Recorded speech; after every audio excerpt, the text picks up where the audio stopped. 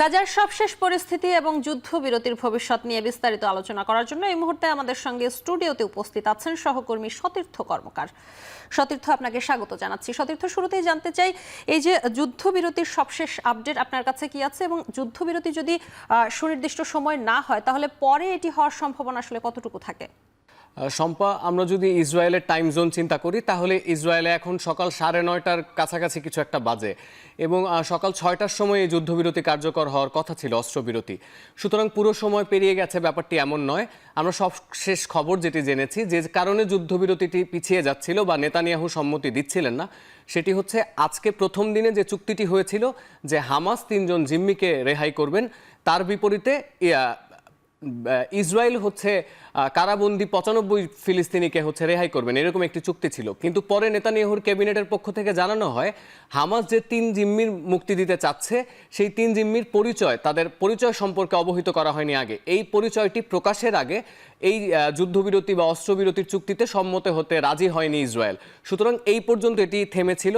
আমরা শেষ খবর পাওয়া পর্যন্ত দেখেছি যে টেলিগ্রাম চ্যানেলে হামাস এটি নিশ্চিত করেছে ওই 3 ইসরায়েলি জিম্মির পরিচয় দেয়া হয়েছে, এবং এই তথ্যটি ইসরায়েলি ক্যাবিনেটের কাছে পাঠানো হয়েছে। এবং আমরা এটিও দেখেছি, যেহেতু এই ডিলে হচ্ছে যুদ্ধবিরতিতে, ইসরায়েল কিন্তু গভীর রাত থেকেই হামলা চালিয়ে যাচ্ছে। এবং আমরা যখন দেখেছি রাফা সেন্টার থেকে সৈন্য প্রত্যাহার করা হচ্ছে, ঠিক তেমন অধিকৃত পশ্চিম তীরে কিন্তু আবার অভিযানের একটি পরিকল্পনা করা হচ্ছে। এবং আপনি যদি খেয়াল করেন, এই যুদ্ধবিরতির আলোচনা হবে কি হবে না, কার্যকর হবে না, এর মধ্যেই 10 জন ফিলিস্তিনির প্রাণহানি হয়েছে। সুতরাং হামলা কিন্তু চলছে সম্পায়, এই আমরা সবশেষ তথ্য জানতে পেরেছি।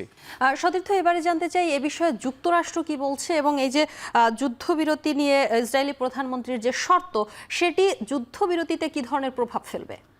নেতানিয়াহু আজকে যখন বলছেন এই 3 জিম্মির পরিচয় পাওয়া ছাড়া তিনি অস্ত্রবিরতি কার্যকর করবেন না, এই নিয়ে হোয়াইট হাউস কোনো বিবৃতি দেয়নি। কিন্তু আমরা যদি গতকালকে নেতানিয়াহুর ভাষণটি শুনি, তিনি কিন্তু জোর গলায় বলছেন যে দ্বিতীয় ধাপে যে বাকি জিম্মিদের মুক্তি দেওয়ার কথা, আমরা যদি ধরে নিই 98 থেকে 100 জন জিম্মি এখনো হামাসের কাছে বন্দী, তাদেরকে ছাড়ার এই যে শর্তটি দ্বিতীয় ধাপে, এটি যদি হামাস না মানে, ইসরায়েল আরও বেশি শক্তি নিয়ে মধ্যপ্রাচ্যে হামলা চালাবে এবং গাজার উপর আরও বেশি আগ্রাসন করবে।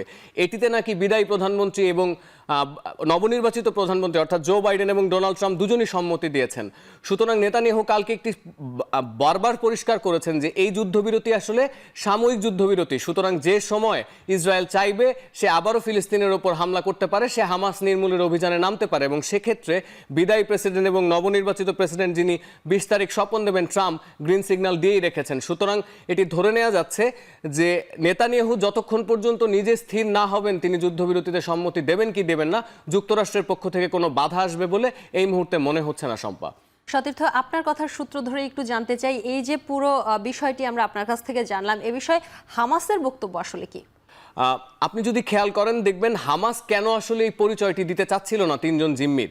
কারণ তাদের যে স্ট্র্যাটেজিটি ছিল সেটি হচ্ছে, আমরা জানতাম যে মোট মুক্তি দেওয়া হবে প্রথম ধাপে 33 জনকে। আমরা এটিও জানি এর মধ্যে 5 জন নারী সেনা সদস্য রয়েছেন, এবং বেশ কিছু মানুষ আছেন যারা হচ্ছে দ্বৈত নাগরিকত্বের অংশীদার। এবার হামাস যদি অস্ত্রবিরতির আগেই তাদের এই হস্টেজদের, যাদের তারা মুক্তি দিচ্ছে, তাদের নামটি প্রকাশ করে, ইসরায়েলের কাছে একটি বার্গেনিং চিপ তৈরি হয়, তারা হয়তো নতুন একটি তালিকা দিয়ে বলতে পারে যে না, আমরা এই 3 জন না ওই 3 জনকে চাই। সুতরাং হামাস এটি নিয়ে কোনো ধরনের মুখ খোলেনি, বরং তারা যখন দেখেছে যে নাম প্রকাশ যখন করা হচ্ছে না এবং ইসরায়েল আগ্রাসনের তীব্রতা বাড়াচ্ছে, তারা কিন্তু টেলিগ্রাম পোস্টে অর্থাৎ সবার সামনে তারা নামগুলো প্রকাশ করেছে, যে তারা জানিয়েছে তারা ইসরায়েলি ক্যাবিনেটের কাছে জিম্মিদের নাম হস্তান্তর করেছে। সুতরাং হামাস একদিকে যেমন ব্যাকফুটে আছে, তেমন হামাস এই বিষয়টি ডিসক্লোজও করতে চাচ্ছে না, যে কেন তারা আসলে কোন 3 জনকে মুক্তি দেবে সেটির নাম তারা জানাতে চাচ্ছিল না। সেটির জন্য এই বিলম্ব হয়েছে, কিন্তু বিলম্বটি খুব বেশিক্ষণের না, মাত্র 3 ঘন্টার।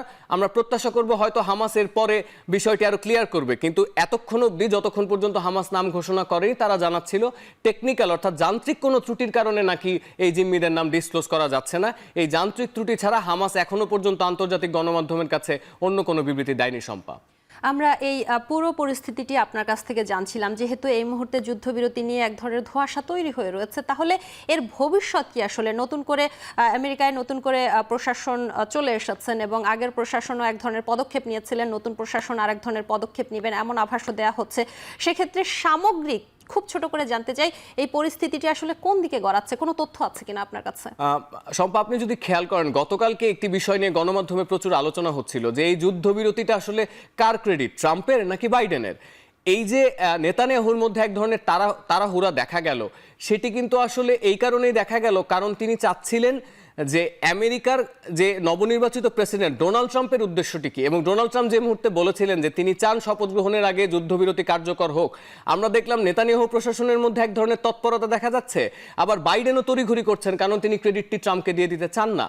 সুতরাং নেতানিয়াহু এবং হামাস এই দুইজনের মধ্যে যে যুদ্ধবিরতির সমঝোতাটি, সেটি আসলে অনেকখানি ওই আমেরিকার প্রশাসনিক ক্ষমতা কোন দিকে পালাবদল করছে সেটির উপর নির্ভর করছে।